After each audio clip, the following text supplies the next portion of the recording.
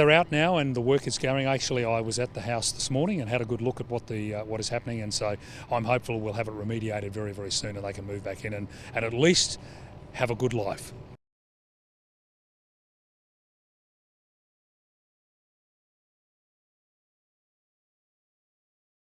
It's the perfect spin-off in a business that's not slowing down. There is definitely market growth in the sector that we're working in. The aluminium rod and conductor facility will transport molten metal from the nearby Tomago aluminium smelter and convert it into 24 centimetre wide rod, which is then turned into overhead power lines. We've actually got orders going out in May. We're actually doing some work for the Roy Hill project in Western Australia. Creating jobs and showing faith in local tradesmen while breathing life into an embattled manufacturing industry. It's outstanding news for the Hunter region because it will result in the creation of around 100 new jobs for this region, critically important and a fantastic example of what can be done in Australia. The Bahrainian company's managing director believes the venture is a key component of his expansion plans worldwide, and there's scope for this Hunter venture to grow as well. We are looking for a jump springboard to the Pacific Rim. We have a scope to expand in here, but we have already a very sizable capacity, so we have to, once we absorb it, we will look for expansion, of course. Michael Kane, NBN News.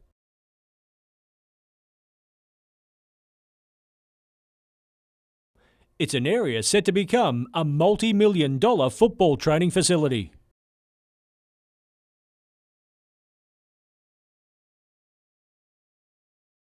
It'll see 10 five-a-side synthetic courts as well as 2 international-sized synthetic surfaces. The state government has provided $7.3 million for the venture, while Northern New South Wales Football has put in $4 million, an effort to produce a conveyor belt of elite footballers. You look at people like Craig Johnson, I think he's hung his boots up these days, but people like Craig from his generation will be so proud of this, to think that this is going to foster more and more Craig Johnsons over the years to come. And the spin-off for Lake Macquarie Council, who set up the 40-year lease, will be to cash in on the benefits. It'll mean that we'll be able to bid for a whole range of sporting events in the future, to have such a high-quality facility in the area, and I'm really looking forward to working with Northern New South Wales Football on that. Michael Kane, NBN News.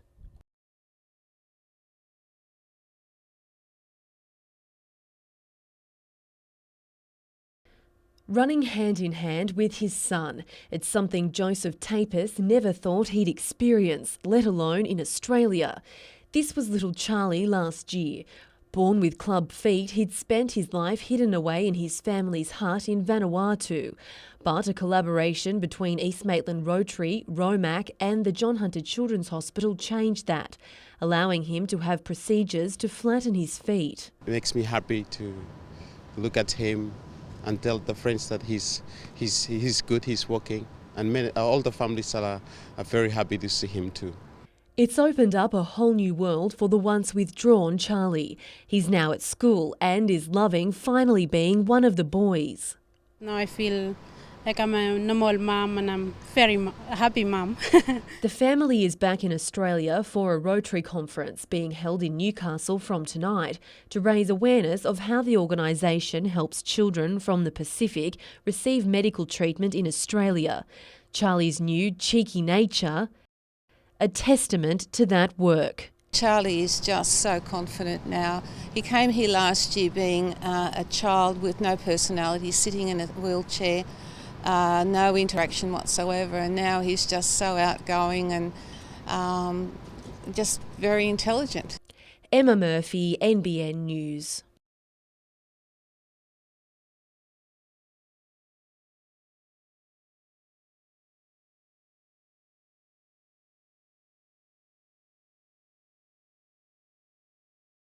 Last year we got 40,000 people. This year, with it all the way down the foreshore here into the honeysuckle, it's just going to be bigger and bigger.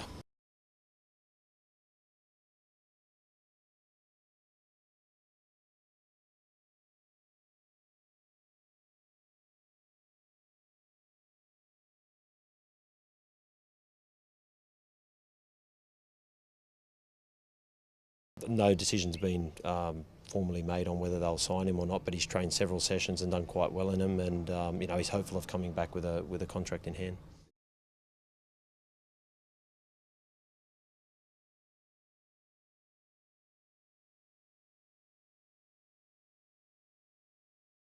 He'd come all the way from Victoria for the region's premier sprint, and Kelvin Greeno's poor licking certainly hit the ground running. Yeah, look, it always feels better to win them instead of losing them. Last night, the 3-year-old who set a new track record in the heats won the Group 2 $55,000 Maitland Cup and in the process confirmed his status as one of the quickest dogs in the country.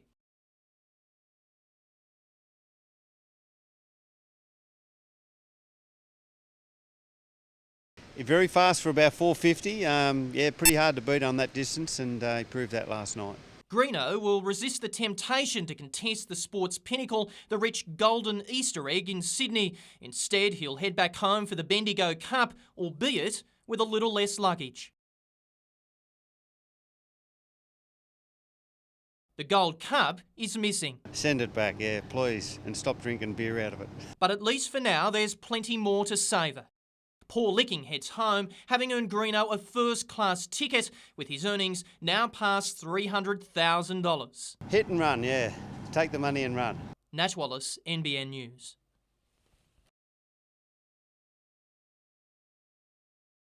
Merriweather has already fired a warning shot. It's won the 1-day, the 20 over, and now the 2-day comp is all that's needed for more celebration. Yeah, we can do it all right. Obviously, it's going to be a tough game. You know, Hamwicks are a formidable side. Especially with captain Josh Trappel hitting like this.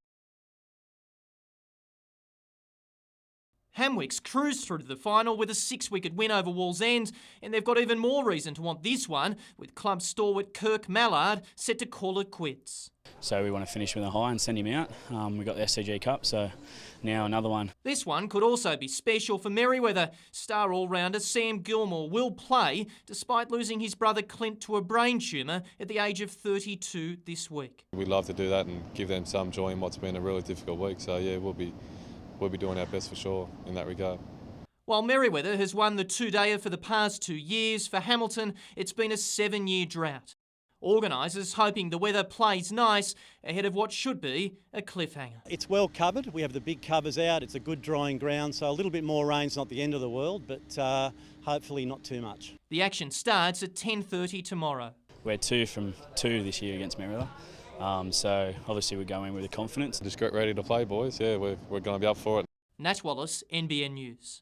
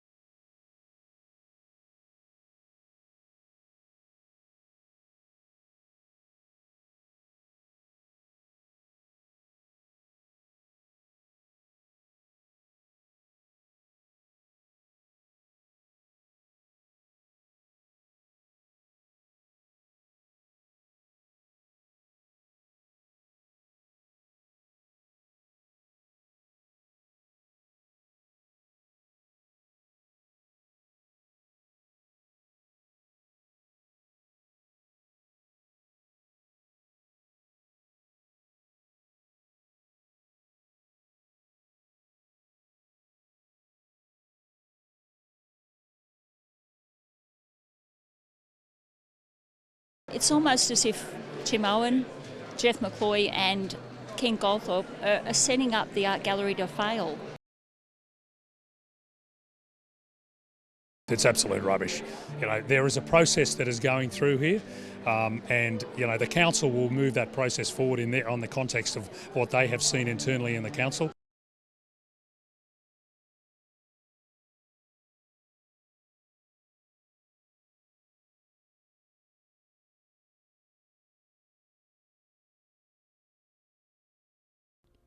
A beautiful scenic spot and possible location for a boutique music festival come May. But nearby residents are dancing to a different tune. The promoters have put in an application to host the Sash Sleep Out Festival at the idyllic Cedars Mount View property, which is only accessible through a few unsealed roads. They're country roads, they're rural roads, and that's the major concern, is people travelling on these roads and the number of people that will be in that small area, the bottom of this gully, and the noise that will generate up the hills.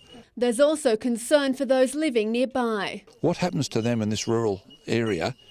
People's properties, there's people's animals, there's livestock. If people go, out of the ordinary and sort of decide they're going to vandalise places, well, what protection have I got? Promoters say they've followed Cessnock Council's guidelines and addressed residents' issues in their development application. Council will debate the application at its meeting on Wednesday. It's hard to say yet, but about 50-50 I would say. Georgina Smythe, NBN News.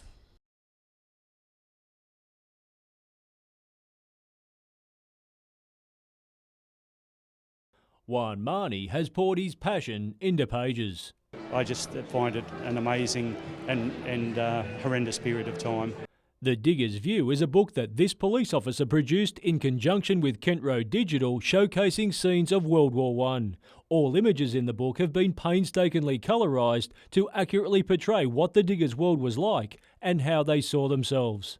There are photos in this book that people could look at and think they were taken yesterday. To take it that little step further than that, we utilised all original narrative from letters and diaries, so it's a very personal perspective. Put together to fully appreciate what Australian First World War soldiers experienced between 1914 and 1918. World War I, to me, has been the greatest social upheaval of the 20th century, and when you look at the figures that in a 4-year period, as opposed to the 6 years of the Second World War, twice as many men died in 2/3 of the time. And by the size of the turnout at today's launch, it seems these pages will be widely read. I'm very thrilled. I'm very impressed, very humbled actually. Michael Kane, NBN News.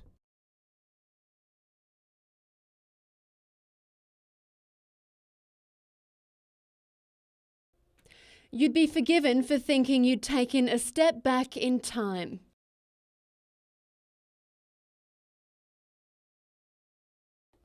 And for those at this year's Curry Curry Nostalgia Festival, there's no school like the old school. Curry always brings it for the Nostalgia Festival. Everyone looks great. There's no such thing as being overdressed in 40s and 50s clothing. The festival has been running for 11 years, and this year it had some international flavour. Californian pin-up model Cherry Dollface was there to help judge the fashion.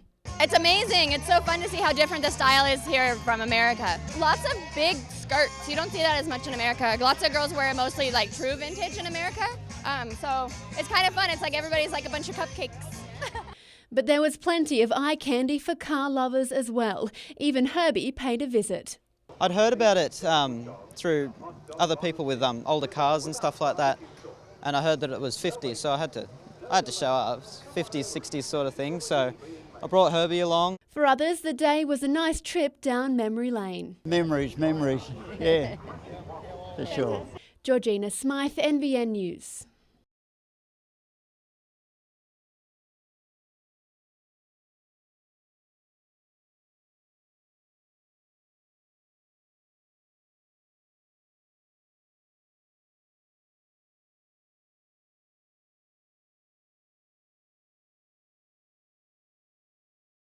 Just the people we got to live with and how practical it was. I like that about it. I like to get out and actually work.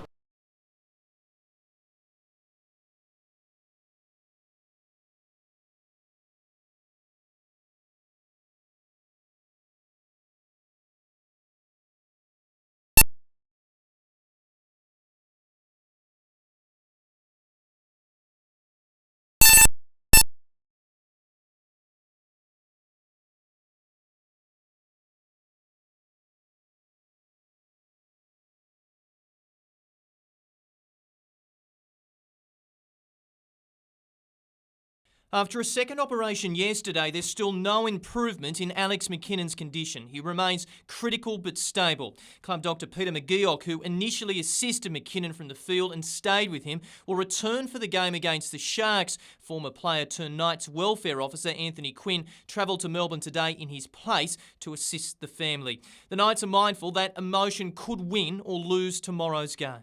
I'm not sure what's going to happen. We'll just sort of have to play it as it comes, and if there is, they're going to have to handle it and get the emotions in check. Jeremy Smith will be facing his former club. The back rower revealing he's still being troubled by a knee injury suffered in a pre-season trial. The first couple of weeks wasn't too crash hot, but like I said, it's been 4 or 5 weeks since it's happened, and I'm starting to feel my way back into the groove again. Word is Darius Boyd will take the park against the Sharks after he seemingly got through training without any worries. And have a look at this. Jared Mullen's hamstring is looking very good. He could be back as early as next week. It was Mullen's last-minute kick in round 22 last year that kept Newcastle's great record intact against Cronulla. They've won 9 out of the past 11 games. They haven't won a game yet, and neither have we, so it's certainly going to be tested for both teams. Hamwicks were almost praying for rain. Kirk Mullard's first innings score of 24 was its best. A soft wicket played havoc, and so did Merryweather's bowlers. In the same week as losing his brother to cancer, Sam Gilmore took 6 for 23. It's been pretty tumultuous. A couple of weeks for the family, and it's good just to, with the boys here supporting and that, it's good to pay them back for everything they've done for me. Former Blues fast bowler Mark Cameron ended with 4 for 46. Hamwicks all out for 73 after the 21st over. With Mullard likely to end his 14-season career after the final and Hamwicks chasing its first 2-day win in 7 years, they needed something big after lunch, and Tom Dwyer delivered. Ben Egan caught behind for a duck and sent back to the sheds with Merryweather 1 for none. After lunch, Captain Simon Moore got Merryweather off the mark. A partnership with Josh Geary saw them cruise past the Hamwicks total and head towards their 3rd straight win in the 2-day competition. Play continues tomorrow.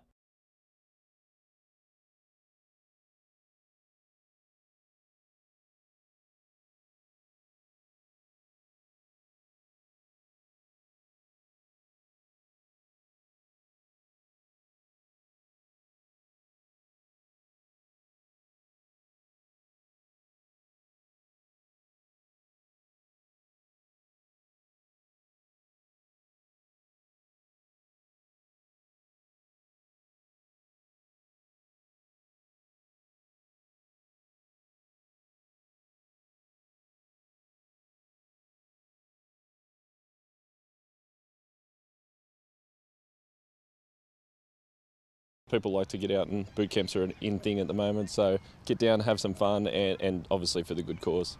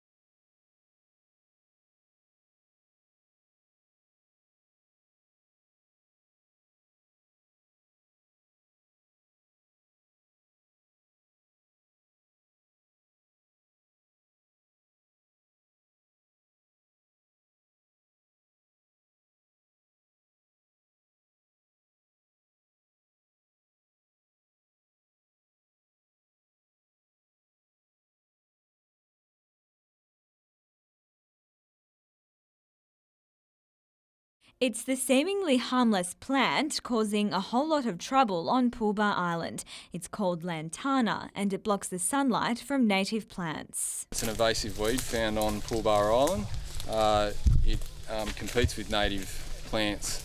But the good news is National Parks and Wildlife is winning the battle against it, thanks to the help of maritime services and volunteers who offer their assistance twice a year. Today, 30 volunteers gave up their Sunday sleep-in.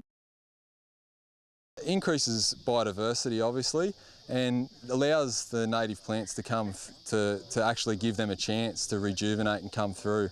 The land is also a designated Aboriginal place and is home to a number of culturally significant sites. So far, 40,000 square metres of the island has been cleared of the weed, but volunteers like Mary are determined to have the whole island in the same state. The invasion of the weed species suppresses a lot of the native plants, and I think it's up to us who brought the invaders here to sort of take a bit of responsibility and try and get rid of them if we can.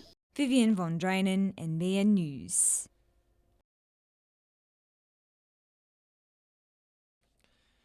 Day 2 of the final and Hamwicks needed wickets and fast. By the time Hamish Bartlett went for 37, Merewether already had a sizable lead. What they didn't count on was Sam Webber. He disposed of Sam Gilmore for a duck, and 2 balls later sent Tim O'Neill packing, Merewether losing 3 wickets for no runs. The Webber brothers combined again to end Merewether's innings at 155, but they'd still lead by 82 with 80 overs to play. After yesterday, we had no choice but to clean them up as quick as we could and then hopefully put some runs on the board. Hamwicks would return to bat, now up against the scoreboard and the clock. Shane Hughes and Dave Stevenson went to work, helping reel in Merewether's total and give Hamwicks a chance of pulling off the unlikely. Captain Josh Trappel later chimed in with a half-century, and suddenly it was going to be an interesting Sunday afternoon. All out for 170, a lead of 88. But in the end, it wasn't enough. Josh Geary and Simon Moore providing 68 between them as Merewether slowly but surely reached the mark. The 7-wicket win, its 3rd straight in the 2-day comp. Fittingly, Sam Gilmore, who lost his brother to a brain tumour last week, was named player of the final after claiming 6 for 23 on day 1.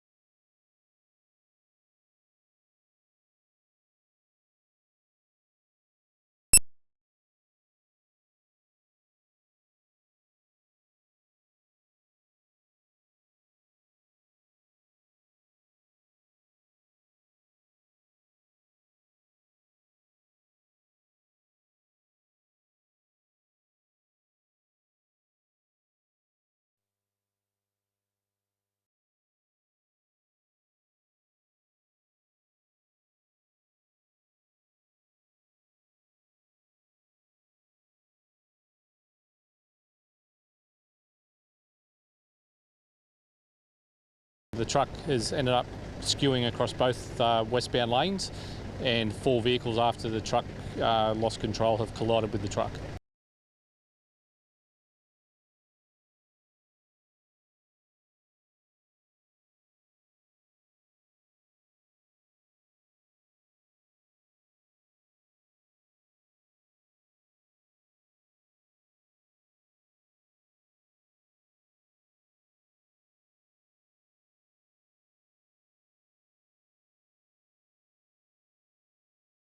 It's 4:15 on a Friday morning in a quiet Kurrambong shopping complex. Security vision captures a white 4-wheel drive being reversed up to a newsagent. A group of men, seemingly in no hurry at all, get out of the car. In hoodies with their faces covered, the men try to attach straps to the tow bar. Just out of view, 2 men at an ATM. They've exited the vehicle and attached some snatch straps to the external housing of that ATM. And we're in the process of attempting to steal that ATM. It was when another car entered this car park, believed to be delivering newspapers, that the bandits fled, firing a shot from their 4-wheel drive as they left. It hit the witness's car, but thankfully the man inside it wasn't hurt. The four-wheel drive had stolen number plates, so the best chance for police to catch the group is the CCTV. And this very clear security camera image of this man, captured at a Morisset service station about 45 minutes before the attempted robbery. Any offence involving a firearm and a blatant disregard for members of the public in discharging a firearm is of great concern to police. Kate Haberfield, NBN News.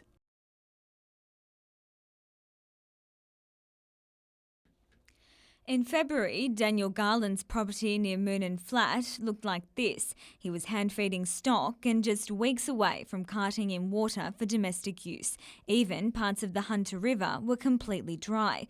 Almost 2 months on, things are looking more positive thanks to 150 millimetres of rainfall since mid-February. Around the community too, there's a general feeling of relief and just a bit more happiness, considering we've got a bit of green around.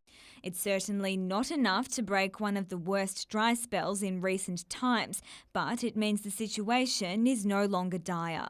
We're starting to move out of the drought in terms of feed, but in terms of surface water, and we're still in some trouble. Next-door neighbour Ian McCallum was in the same situation. Now, holding on to stock has become easier. Sheep and cattle look well, and they've done well since the rain started. Water has been flowing again in this part of the Hunter River now for a few weeks. While it only gives farmers security in the short term, it also gives them hope. But reminders the drought is still very real aren't far away. This dam on Mr Garland's property has been dry for 4 years. We haven't had the rain that's created runoff to fill dams and to start springs flowing and gullies flowing again. So in the event that we get another dry winter, at the start of next spring we could be easily back to where we started. Vivian von Drainen, NBN News.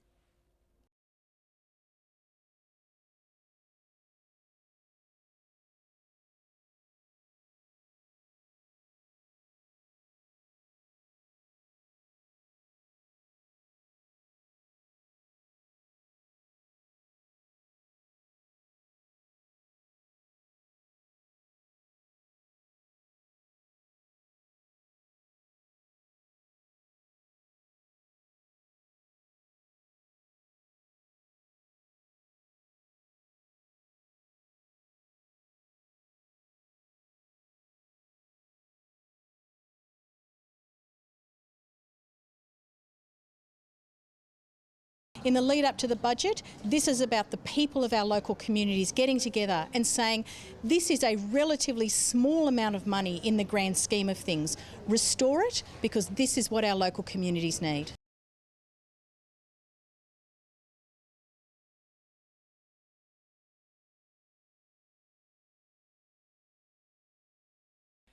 In the words of the coach, it didn't look pretty. And a loss against the cellar dwellers Perth couldn't have come at a worse time.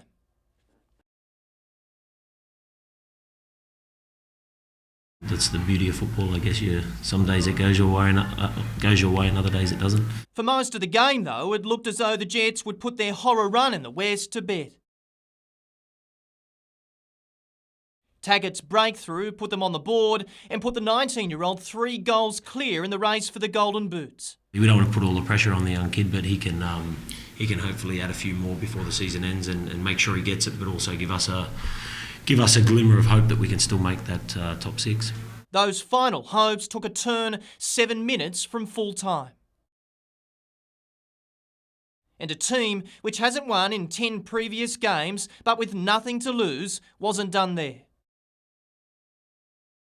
Chris Harrold's header sealing the 2-1 win. We don't have time to sit around and sulk. We know what we need to do. The loss pushed the Jets to 7th on the A-League ladder with 2 games remaining, both of them at home. Their woes continued today. Confirmation the star midfielder will be out for 4 to 6 weeks pending more scans after a grade 2 medial ligament tear. From a personal point, it's not great that he's injured because he was doing such a good job for us. Nat Wallace, NBN News.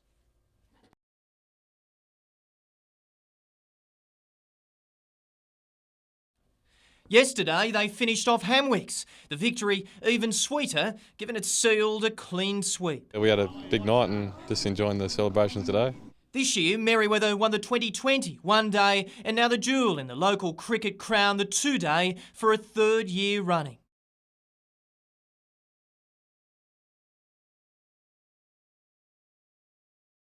The 7-wicket win was even more special for 19-year-old Hamish Bartlett. In his first season in first grade, the Rep Juniors 37 put Merewether in a winning position.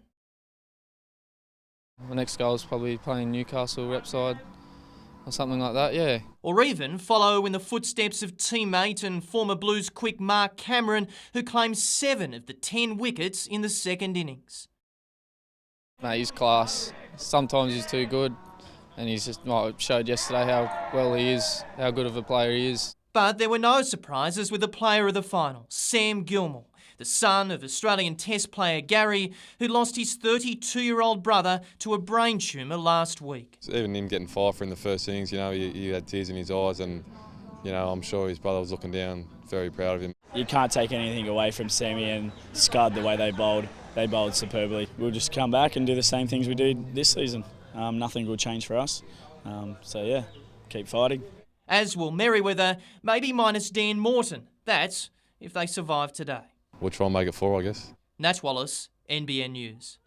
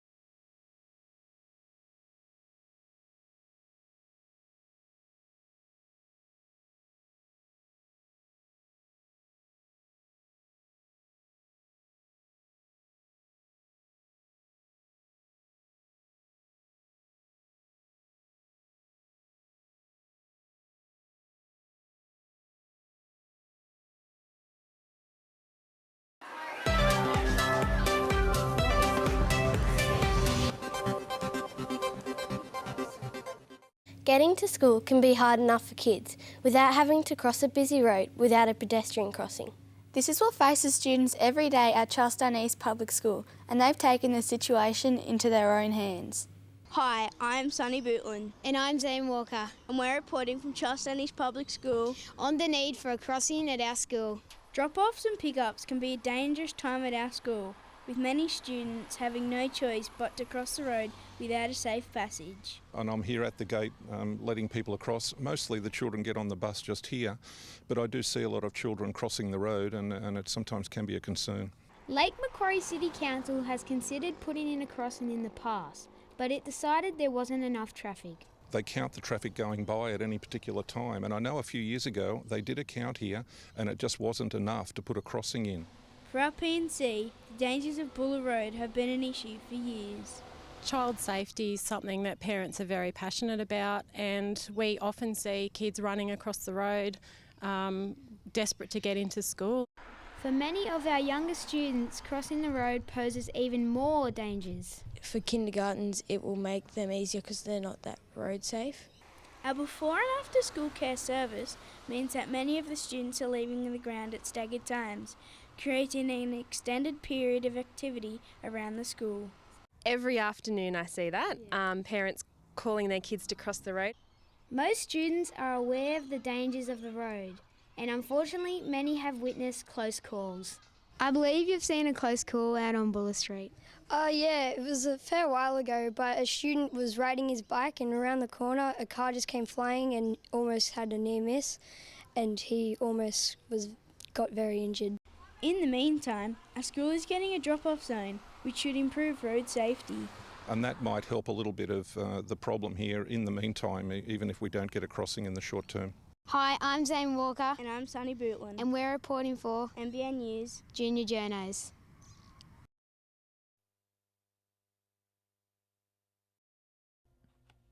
He's the face of whale watching in Nelson Bay. Frank Future operates a local tour boat, and for years he's also been fighting against the slaughter of the creatures he loves. I've spent a decade out there with my buddies with Greenpeace and I4 and Sea Shepherd, bringing it to the public attention that the whales weren't safe in the world, so we've been very active. Overnight, it all paid off with the landmark decision by the UN's top court. We all knew in the world that it was outrageous to think that you need to kill 10,000 whales for science, especially in a whale sanctuary in the Southern Ocean. Whale watching is worth more than $10 million to Nelson Bay's economy annually. Mr. Future says the industry will only benefit from the UN's decision. You'll definitely see a slow increase in population of the minke whales, which was the main focus of their operations. Another reason to look forward to this whale watching season, which begins in May. We'll be looking forward to a celebration. It's a great day for Australia. It's a great day for the whales and the whale watching industry. Vivian von Drainen, NBN News.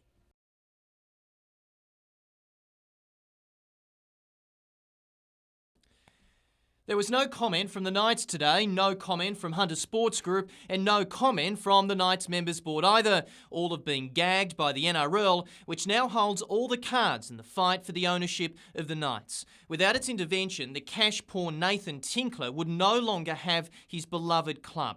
He defaulted on the terms and conditions of owning the Knights by failing to get in place a $10.5 million bank guarantee. He's now relying on the NRL to stay in control.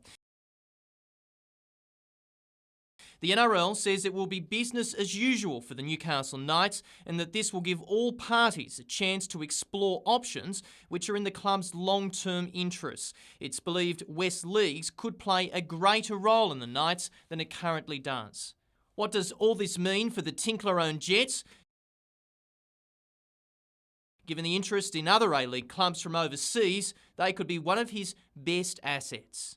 Clubs in the future will be looking at them ventures with sistering up with other clubs and people buying in and making it a global brand. Nash Wallace, NBN News.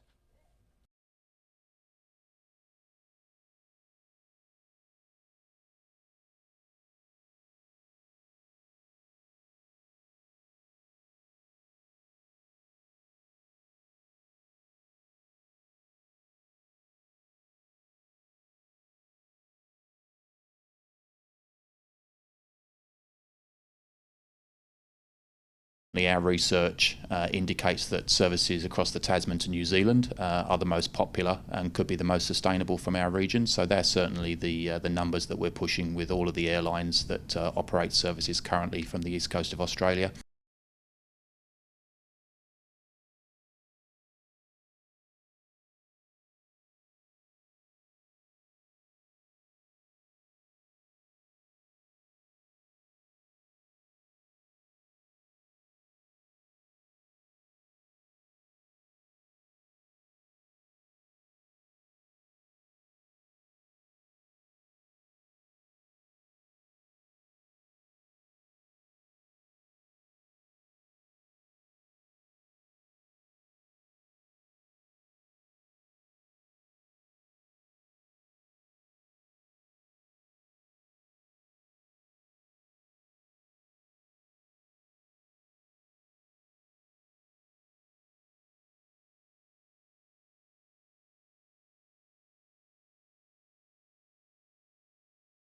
It's small in size and equally so in student numbers. At Martins Creek Public, there's a big problem looming. School could soon be out permanently under a state government review.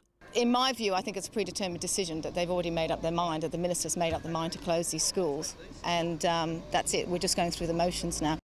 Sue Coots has a long history with the school. It's provided education for her children with special needs. When you have a child that comes to school like this and they flourish and they do so well, the fear is that when you move them that they're going to regress. And I really don't know. I don't have plan B. Parents today met with the state opposition in an effort to save the school. Perhaps at the moment there is some challenges, but only a year or two ago there were 17 students here, and what we know in rural communities is that as 1 or 2 families come into the area, that can grow a school population enormously. And it doesn't take much to see how its closure would impact locals. Well, I think it's going to be a sad day and everything like that. As part of the review, submissions on education in the area close on Friday, April 11. A department spokesperson says a decision will be made on the school's future later this year. Christy Reading, NBN News.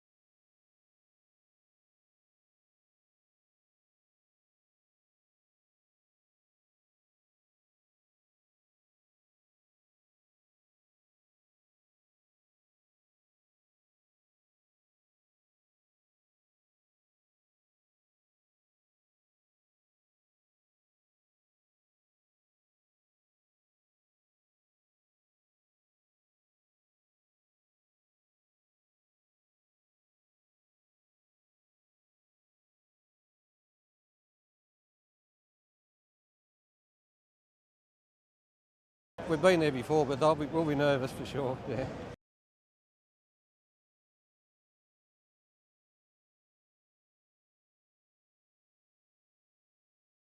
I know he's 100 to 1, but 9 years ago we had Stratum and he was 50 to 1 and he won it, so the horse doesn't know what price he is. So.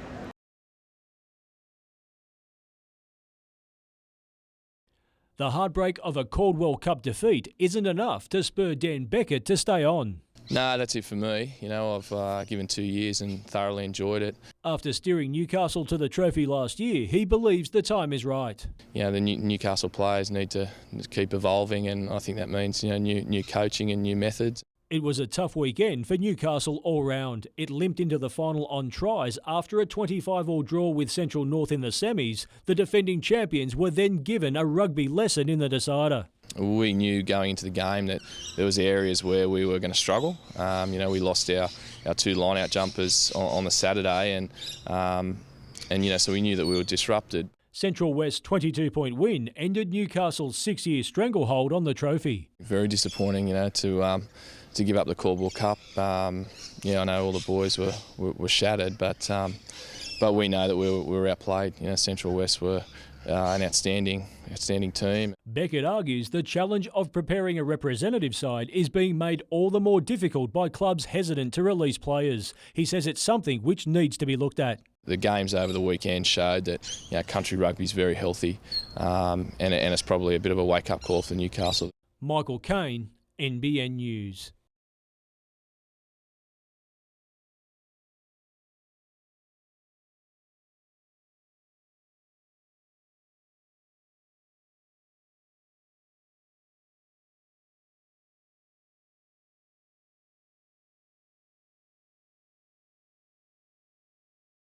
Within your career, you always want to say that with your achievements, keep topping them up, and that would be great.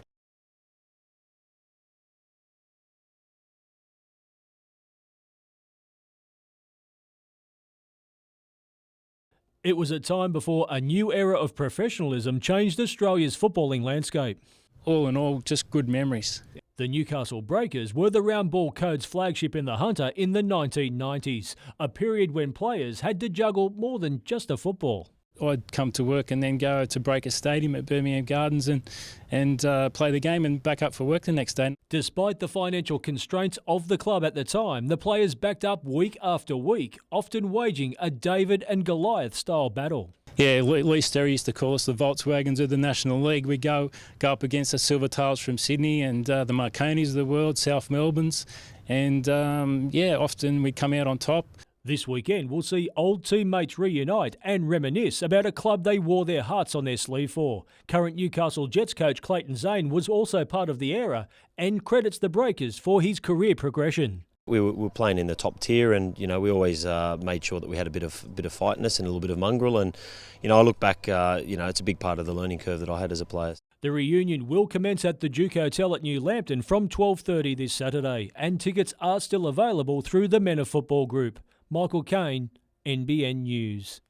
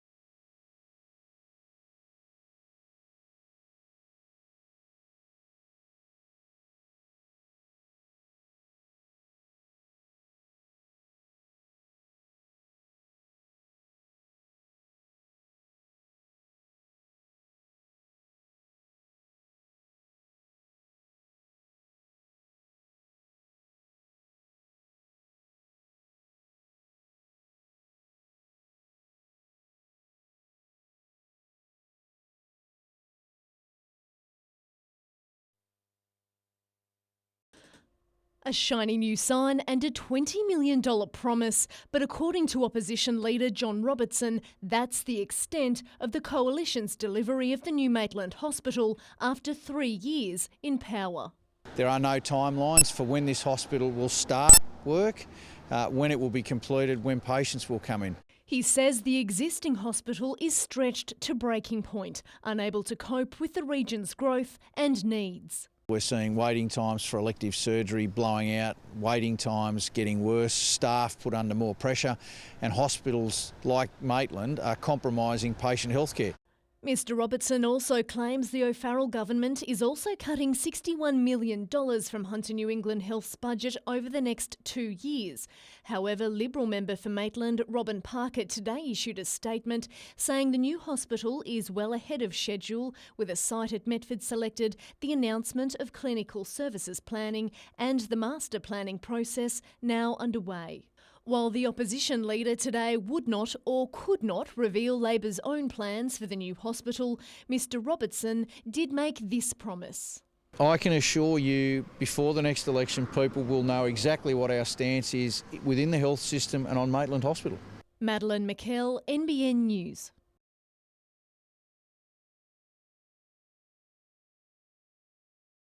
Watering gardens between the hours of 10 a.m. and 4 p.m. in the Lower Hunter will soon be a thing of the past. That's just one of the changes announced by the State Services Minister today, who also got the chance to brush up on his own gardening skills. We did not want to see enormous price hikes heaped onto Hunter Water customers as a result of having to build fairly costly and extensive infrastructure. What we have here is a practical approach. As part of the new approach to saving water, designed to drought-proof the region's supply, handheld hoses will have to have trigger nozzles attached, and the hosing of hard surfaces will be banned. The state says such measures will mean more water in our dams and less money coming out of consumer pockets.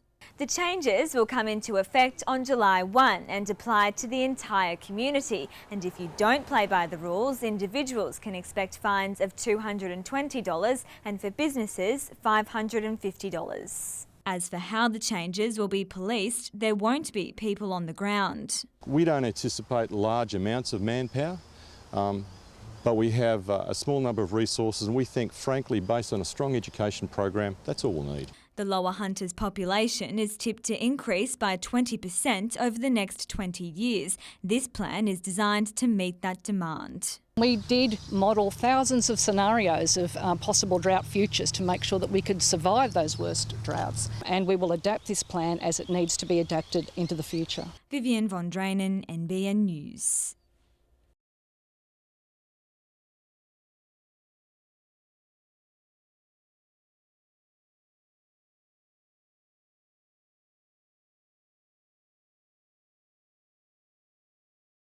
Last year there'd be close to 4,500 people, and there's no way you can get 4,500 people in the mall, but you will get them in this park here.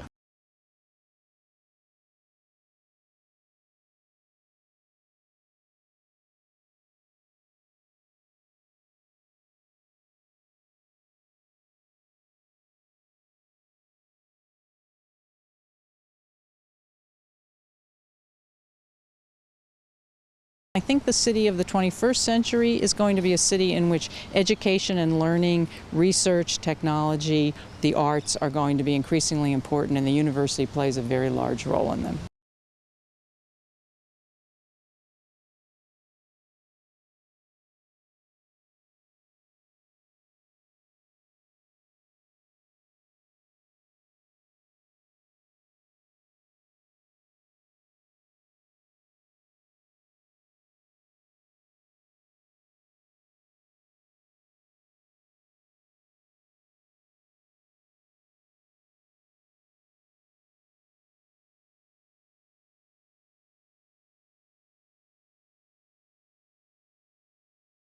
It'd be good to go up there. We've got a job to do again this week, and it'll be on again every week after that. So, it's not going to be an easy trip up to Townsville, but it'd be good to get away.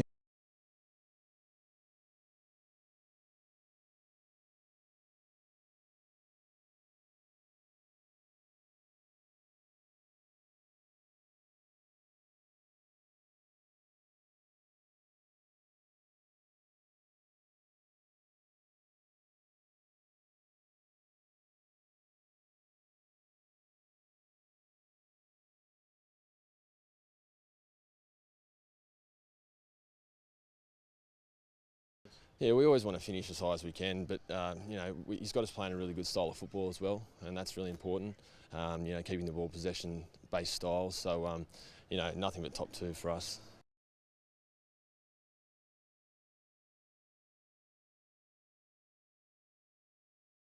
Kind of carry the momentum in from the National Youth League, and it's going to be very easy for us because we finish very high up in the table in the Youth League. So hopefully we can carry that in.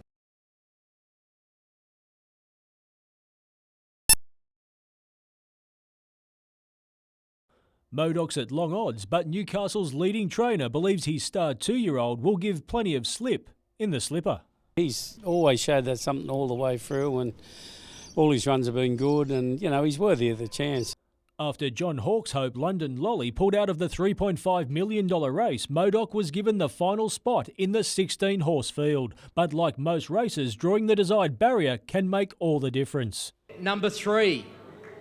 So Modoc has drawn number 3. That is a great draw. He's drawn well. Terry Wallace done a good job there. The owner drew 3. He's drawn really well. The barrier will give him a chance to get a decent run. If Modoc wins, the owner-trainer combination of Perry and Wallace will strike again after Stratum took out the prestigious event 9 years ago. Stratum, he won the race, the Pago. This bloke run 4th in, and he was more the zippy 2-year-old, where this horse is definitely going to be better at 3. But it's the favourite, trained by Peter Snowden, that's the standout. Oh, I'd say definitely Earthquake, no risk. She's probably been the gun 2-year-old all season. I think it's pretty open outside her, though. Michael Kane, NBN News.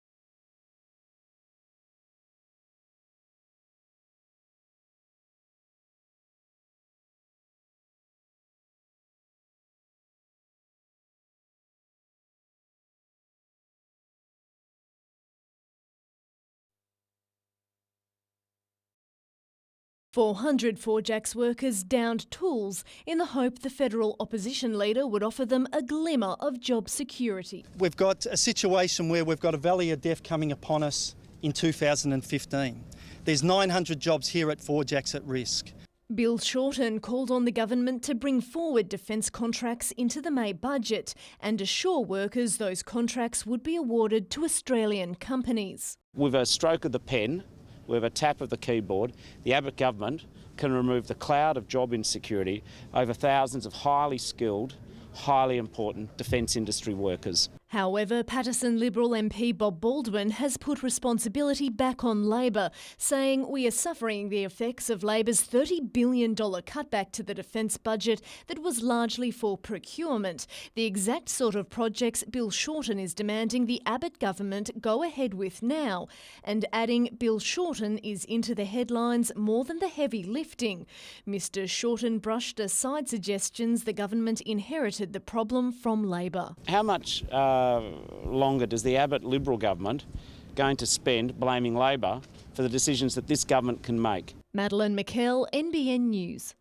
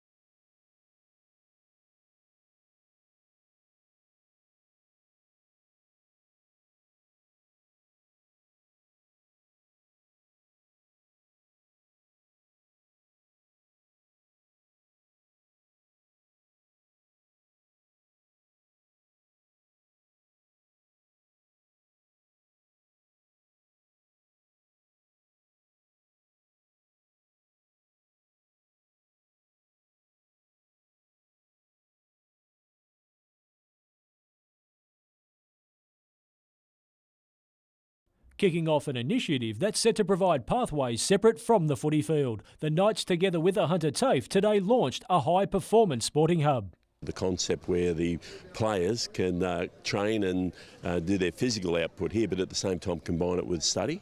The concept comes under the NRL's game plan strategy, which aims to see 84% of players in education or career training by 2017. As part of the MYC competition, players have to be working or studying to qualify to be able to play on the weekend. So that's been a wonderful initiative that's been in place now for a number of years by the NRL. The reality for budding NRL stars is that many won't graduate to that level from the youth system, so this education backstop could prove crucial. Knights under-20 player Jalen Feeney is studying for his Certificate 4 in fitness. The heartbreaking case of Alex McKinnon has made him think more about his life after football.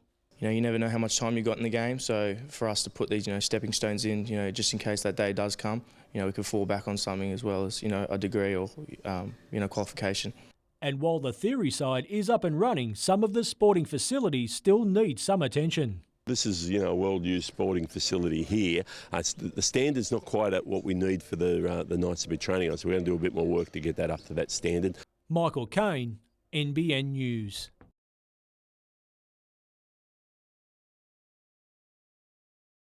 From fighting German paratroopers to jumping from a sinking ship under attack, 96-year-old Alf Carpenter's exploits are captivating.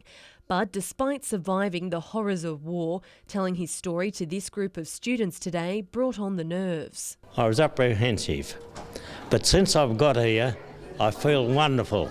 Hunter Valley Grammar pupils are learning about ALF's experiences during World War II as part of the Adopt a Digger project. Next week, these students will travel to Greece to tour the battlefields and retrace his footsteps. But today was a chance to ditch the books and hear history firsthand. It was coming from the horse's mouth. There's not many people that did frontline infantry service in every section of the war in World War II that would be here today, number one, capable of telling them about it, number two, to get through it unscathed, which I did. It's easier and more in depth getting it from someone who actually went there and someone who's experienced it. As we heard about Alf's experience in Crete today, actually engaging with the enemy, taking a wound to the head, I think that's extraordinarily valuable. While in Athens, the students will give something back to Alf, honouring his lost mate, Corporal Charlie Jewell. They're going to put a wreath on that ceremony for me, so that's something. Emma Murphy, NBN News.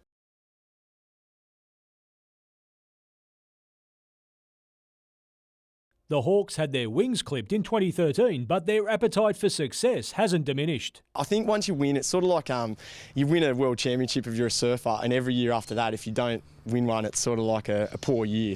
After three-time premiership-winning coach Scott Coleman moved overseas to coach in Italy, a new mentor has taken the reins at Passmore Oval, and Chris Coleman is armed with a new game plan. Just new ways of approaching the game and where he thinks that the game as a whole is going.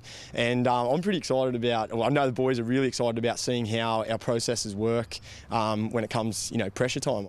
Hamilton's first match this season is against a club which doesn't have the luxury of depth, and the Roos are under no illusion of the task ahead. They've set the standard over the last few years, and it's good. We've got a few young guys in there, and they're going to be able to see what the competition is going to be about this season.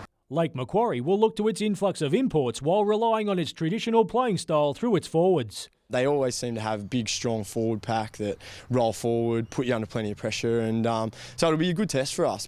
In other opening round encounters, defending premiers the Waratahs will take on Wanderers, the Blacks host University, Merewether Carlton take on Southern Beaches, while Nelson Bay starts its season against Easts. Michael Kane, NBN News.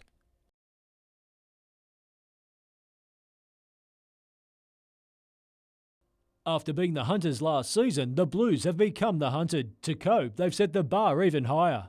We're trying to step it up another 10 or 20%. Last season's premiers, under the guidance of coach Craig Hewitt, have spent the off-season looking at strategies to defend their crown. Using a more expansive game through quick midfield distribution is the plan. We've done a little bit of reinventing, but for the team as a whole, we're just trying to improve on the football we played last year.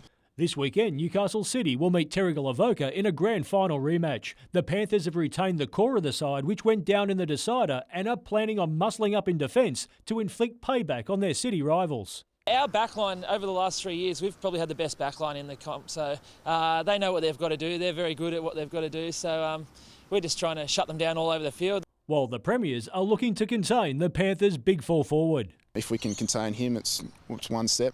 In other round one matches, competition newcomers Nelson Bay will look to start with a win over Killarney Vale, Warners Bay take on Cardiff, and the Dockers will host Singleton. Michael Kane, NBN News.